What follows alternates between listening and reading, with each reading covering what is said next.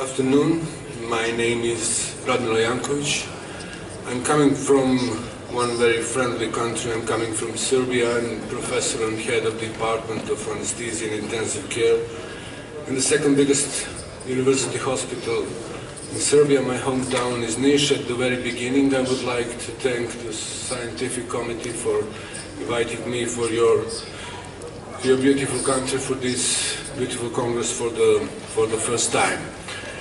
And Mr. Chairman, thank you for your kind introduction. So when I received the invitation from scientific committee, I gave a few proposals for lecturing, and besides other lecture, this was supposed to be for your CAA course, but it could be very interesting. It could be in the form of the refresher course, and in the first part of the lecture I will tell something about the physiology of the respiratory, then of the brief diagnosis and the treatment in acute respiratory failure.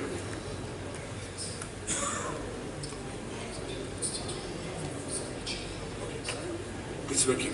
So by the definitions, acute respiratory failure is present when the respiratory system is not able to fulfill the metabolic efforts of the body. So the main function of the respiratory system is to get oxygen into the alveoli and into the blood, and to get carbon dioxide out of the blood. So by the definition, acute respiratory failure could be hypoxemic, when the partial pressure of the oxygen is decreased below 8 kilopascals, or the 60 millimeters of the mercury, or could be hypercabric, when the partial pressure of the carbon dioxide in arterial line is above 6.7 kilopascals of the 50 milliliters of the mercury. So, in any case, acute respiratory failure due to its clinical course and the composition could be seen in acute phase, or could be as a part of the chronic disease. Could be seen in the patients without any underlying respiratory disease, or could be the exacerbation of some respiratory problems. So the main physiological goal of the respiratory system, as you can see, is to get oxygen into the alveoli and into the blood and move it to the tissue for the cellular breathing. The other main function of the respiratory system is to get carbon dioxide out of the body, and the main processes in which carbon dioxide gets to the tissue is the process of the ventilation, when the oxygen came from the atmosphere to the alveoli, and the process of the diffusion, when oxygen gets through the alveolar membrane to the blood and go to the tissues. So these are the two main targets for these abnormalities, and this is the main causes of the respiratory failure in adults.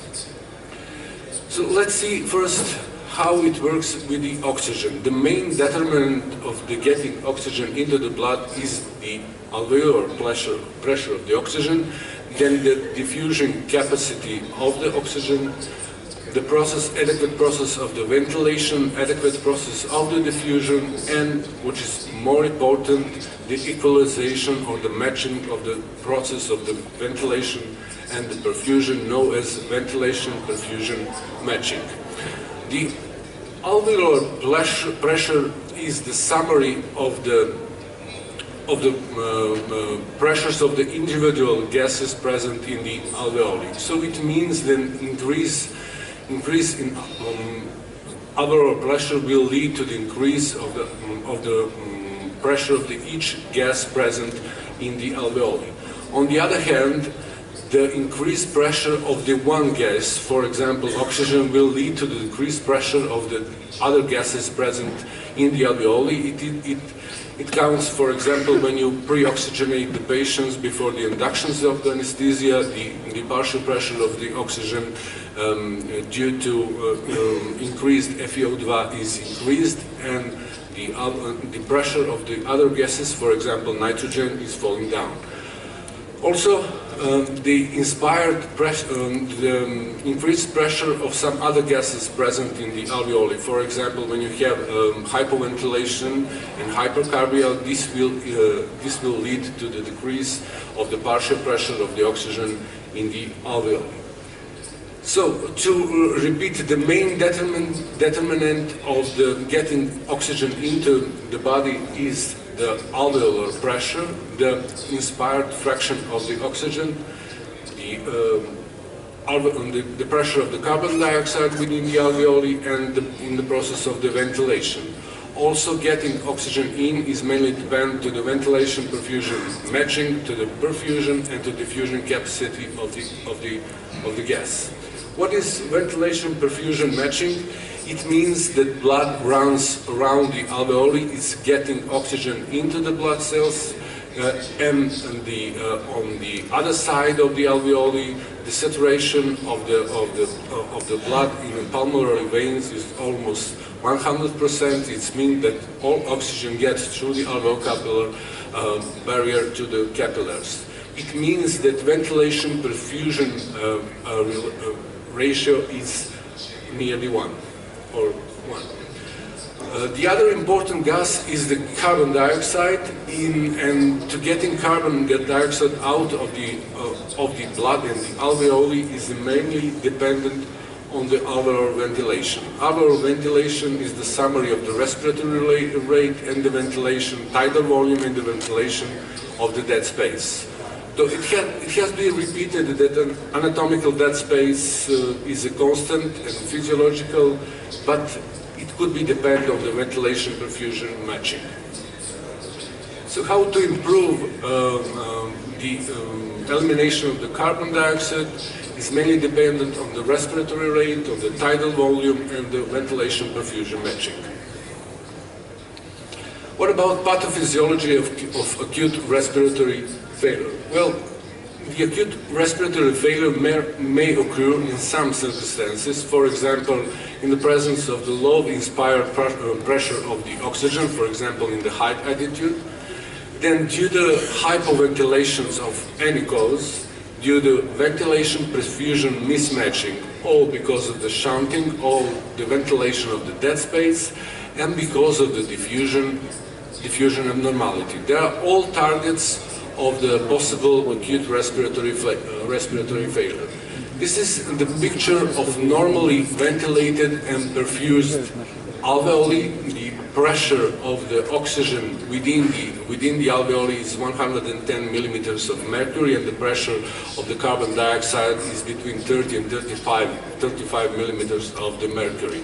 All the venous blood receives the oxygen through the alveolar membrane, and the blood goes to the pulmonary vein, is fully saturated.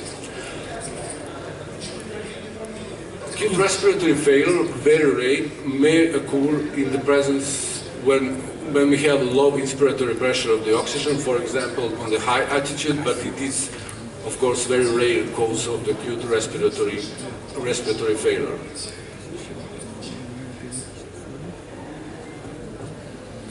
More frequently, acute respiratory failure is due to hypoventilation. Hypoventilation means that the fresh gas doesn't go within alveoli, the oxygen is not refreshed, and the carbon dioxide is not moved out of the blood and out of the alveoli. It means that in alveoli now we will have the rise in alveolar pressure of the carbon dioxide, which lead to the decreased pressure of the oxygen. It could be corrected with the applying of the high inspiratory oxygen, or with improving the process of the ventilation. Hypoventilation may occur due to very different reasons. For example, when you have the depression of the respiratory center, for example, in some encephalopathy, when you use some drugs in anesthesia, for example, opioids. On the other hand, hypoventilation may occur when you have some disruption in the signaling of the nerves between spinal cord and the muscles, for example, in Guillain-Barré syndrome or in the spinal motor disease. Then hypoventilation may occur in the myasthenic patient when myasthenia gravis is present, or when you use the myorelaxants or no-depolarizing muscle relaxants. Also, hypoventilation may occur when you have the patients with a weakness of the respiratory muscles, or you have some abnormalities in the chest wall. The other, maybe the most frequent cause of the acute respiratory failure is the shunting. Shunting is the process when you have fully perfused alveoli. The blood is going around the alveoli, but the oxygen cannot reach to the alveolar membrane because of the atelectasis of the alveoli, because of the pus or the blood within some alveoli. Then it means that the blood leaves the alveoli without oxygenation, and the content of the oxygen in the pulmonary veins decrease to the 80 or 75%. There is some physiological response to hypoxia when you have the alveoli filled with pus, for example, in pneumonia. You will have the saturation of the blood within the spaces of the pneumonia with 75%. The other parts of the lungs will be fully saturated, and the saturation from these other parts of the lungs will be 100%. It means that on your pulse oximetry, you will see the 90% values of the pulse oximetry. The first physiological step is vasoconstriction, pulmonary hypoxic vasoconstriction. It means that less blood will go to the hypoxic parts of the lung, and the main saturation will be around 90%. The causes of the shunting is very different. For example, it could be seen in pneumonia, in pulmonary edema, in atelectasis, in pulmonary hemorrhage. That space ventilation is all the others opposite cause of the acute respiratory failure. It means that alveoli is not perfused, but is well ventilated and oxygenated. And the ventilation perfusion mismatching occurs. In some circumstances, acute respiratory failure may occur because of some diffusion abnormality, for example, in acute respiratory distress syndrome or within pulmonary cystic fibrosis.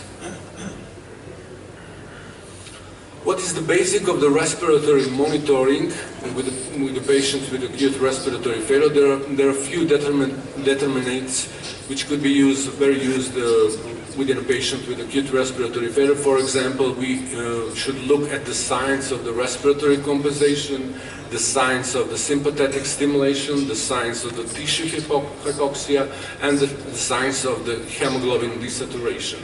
The signs of the respiratory compensation are very clear.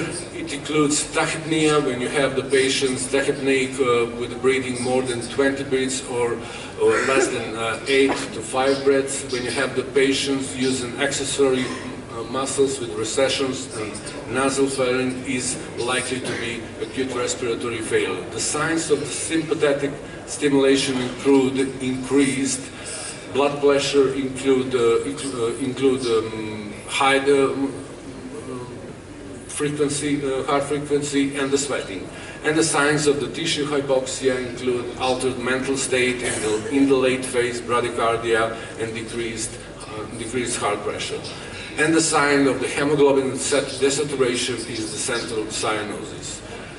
What could be used for the clinical monitoring? Also, we can use the pulse oximeter, but the estimation of the real state on the respiratory membrane is not so validated when you use pulse oximetry. For example, the link between hemoglobin saturation and the pressure of the oxygen in the blood is could be seen on this hemoglobin desaturation curve, and the weakness point is the, you can see the 90% saturation. It means that the partial pressure of the oxygen is 80 kilopascals, and only small fall in partial pressure of the oxygen with on this point of curve will lead to very rapid decrease in the oxygen saturation, and that's why the pulse oximeter is not so valid and quick methods to detect the hypoxemia in acute respiratory failure. There are some sources of erroring when you use pulse oximetry. The most important is poor peripheral perfusion, and when you have poor peripheral perfusion, you should check the heart rate and the pulse rate, and of course more reliable is to use the frequency of the pulse looking at the ECG. And please remember, when you know everything about physiology and pathophysiology of your patient, when you use the clinical monitoring of this patient, you always should be worried if your patient is breathing more than 30 breaths per minute or less than 8 breaths per minute. If he's unable to speak half of sentence without pausing, if he's agitated, confused, or comatose, if he or she is cyanotic within hemoglobin saturation below 90%, and if he's deteriorating despite all the therapy. And please remember that normal SpO2 on your pulse oximeter does not mean that even severe ventilatory problems are not present. What is the initial treatment for the acute respiratory failure? The basics of everything. You should know that hypoxia kills your patients. And hypoxia is damage to tissues, and if it's uncorrected, it could be fatal. The first thing, the first dogma in the treatment of acute respiratory failure is to treat the underlying cause of the acute respiratory failure, but also very quickly give the supportive therapy, give the oxygen therapy, apply the continuous positive alveolar pressure, and if you decided and if there is fulfilled criteria, go to the mechanical ventilation of the patients. So please remember again that progressive hypercarbia due to loss of the hypoxic respiratory drive is very, very rare. So do not stop the oxygen to your patients because you are afraid that they will stop to breathe. Hypoxia kills your patients, and appropriate response to progressive hypercarbia is not removal of the oxygen, it is mechanical ventilation. We can use different devices for the oxygen supplementation. It could be divided in two big groups with a fixed performance device and a variable performance device. Variable performance device, it means that the concentration of the oxygen into the respiratory tract is not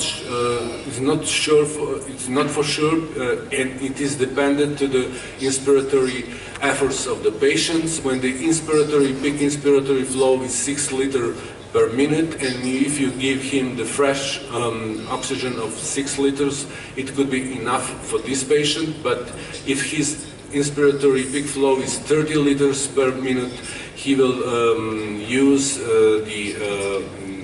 the rest of the gas from the air, and the gas will be entrapped in the device. And some devices provided a fixed proportion of the oxygen, for example, the Venturi mask, and high proportion of the oxygen could be given through the back valve resuscitator if the mask is tightly proposed to the body, and through the reservoir face mask. What about the Cpap? Cpap could be very beneficial in acute respiratory failure. It reduces the shunt by opening the collapsed alveoli and keep them open. And also, it decreases the work of the respiratory muscles. Also, it reduces the work of the heart, and could be very, very potential in the acute respiratory failure.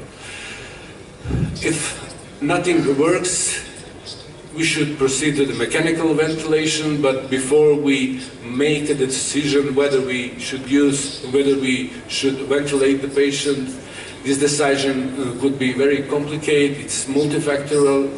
There are no simple rules when we can decide whether or not to mechanically ventilate the patient.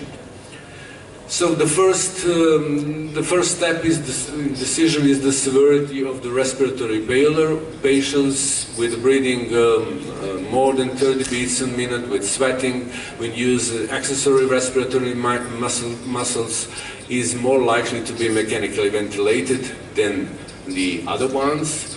Also, the cardiopulmonary reserve is one of the determinants whether we should use or whether we should or should not ventilate the patient. Patient with a limited cardiac reserve is the candidates for mechanical ventilation.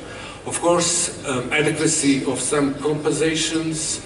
If there is a brief ventilatory compensation, this patient is likely not to be mechanically ventilated, but also unexpected speed of response. If you have the patients with the bronchial asthma, when he received all the nebulized salbutamol or oral steroids and not give any response to therapy, it's more likely to be mechanically ventilated. Also, there are some other determinants which should lead us to the decision whether we should ventilate the patient. This is the risk of the mechanical ventilation. For example, in the patients with chronic obstructive disease or with bronchial asthma, the danger of mechanical ventilation is increased, and also there are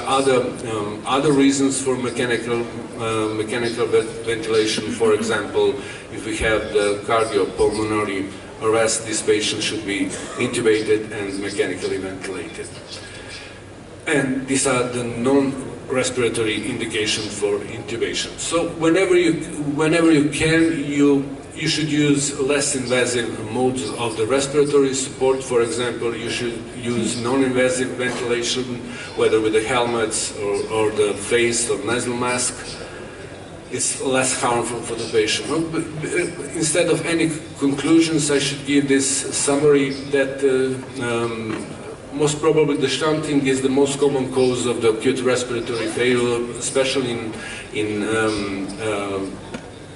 critically ill patients, and for these patients high concentration of the oxygen is required. Hypoventilation due to abolition of hypoxic respiratory drive is very rare. And we should be worried if our patient is breathing more than 30 breaths per minute, if he is unable to speak one sentence without pausing, if he is agitated or comatose with the pulse oximetry less than 90%, if he is cyanoted, and if he is deteriorating despite all the therapy. And please remember that normal SpO2 on your pulse oximeter doesn't mean that severe acute respiratory problems are not present.